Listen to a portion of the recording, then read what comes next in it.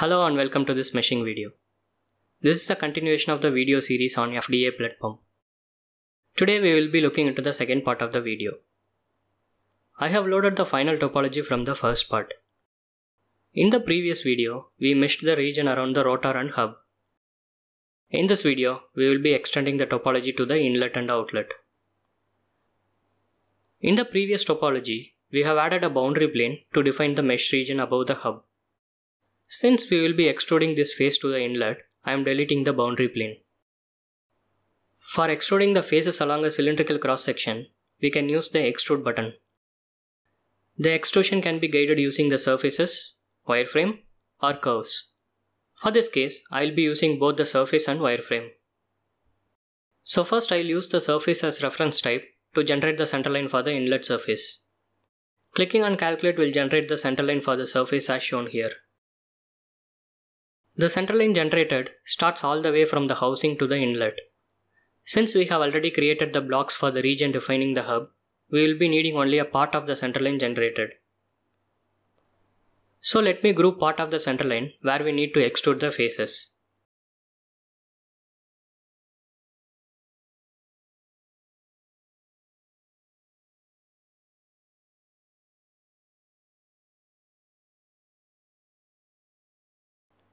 Since we have modified the centerline, we will be using the corner group as reference type for the topology extrusion. The input topology faces are grouped to C1 and the centerline corners are grouped to C2. By default, the number of copies will be same as the number of nodes in the centerline. Since we have many nodes in the centerline, I am opting to use the uniform distribution with 20 as the number of copies. And the scaling options are left to default. Once it is extruded, the centerline should be deleted.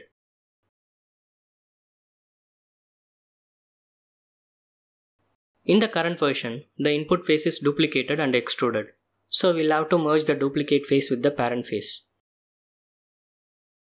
With this we have the topology up to inlet. Let's move to the outlet region. I am selecting the faces which define the region around the cutwater.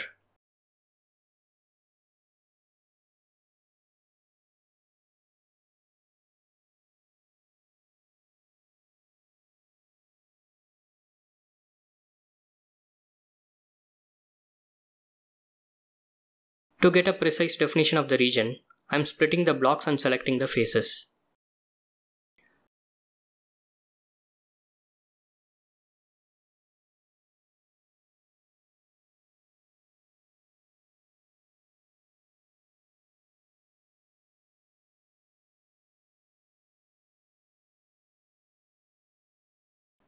Next, to address the acute region, I will create a triangular block using the grouped faces.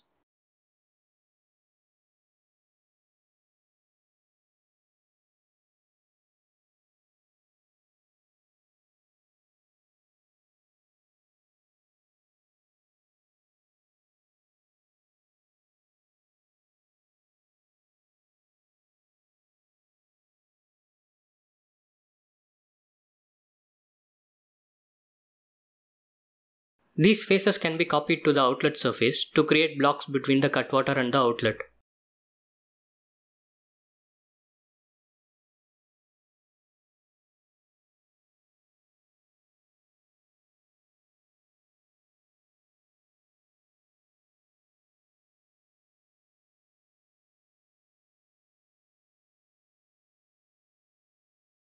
The next step in the topology building process is to create an O-grid block structure for the outlet surface.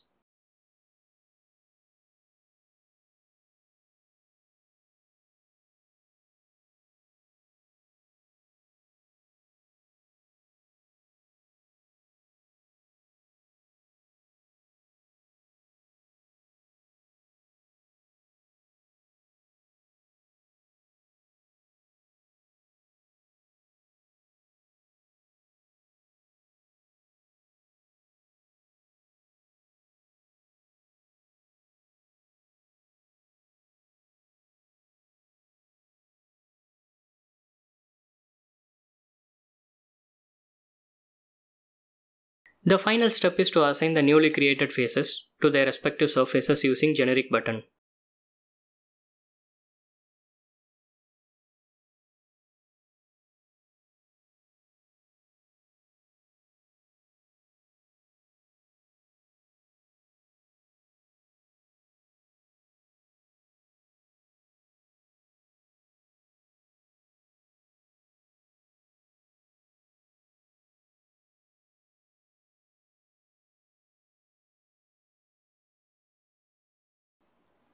To increase the grid resolution on the newly created blocks, I am splitting them and modifying the edge densities.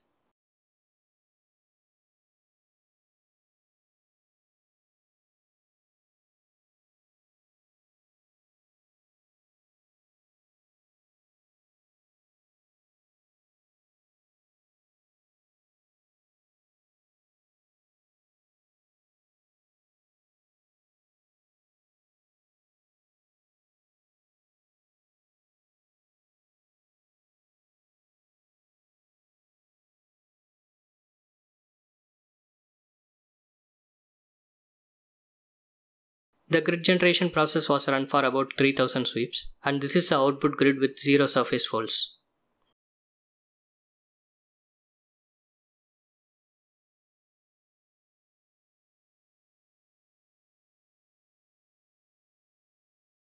Let's check the quality of the grid.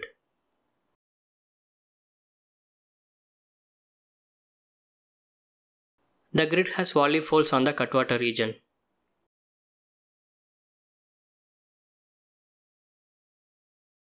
This region is very critical because the fillet radius is very small, which makes the adjacent geometric faces very close to each other.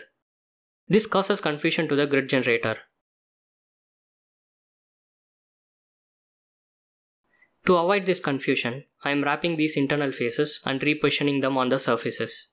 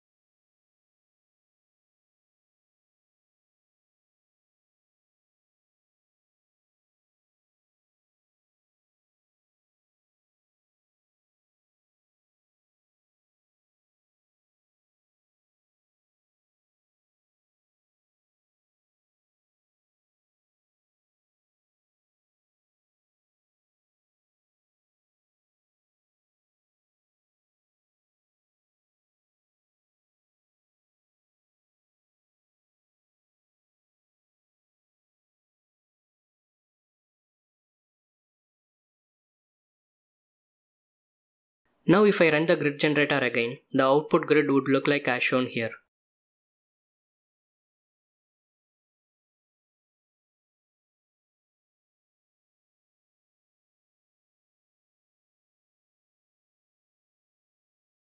The quality parameters are also looking good without any folds. With this we have come to the end of the video. Thank you for watching. If you have any questions on the steps or any comments, feel free to leave below. You could also write to us if you want us to post tutorials on any specific geometries. Follow us on LinkedIn, Twitter or Facebook to keep yourself up to date on our new features and developments. The social media links can be found in the description. Do subscribe to the channel to get updates on new videos.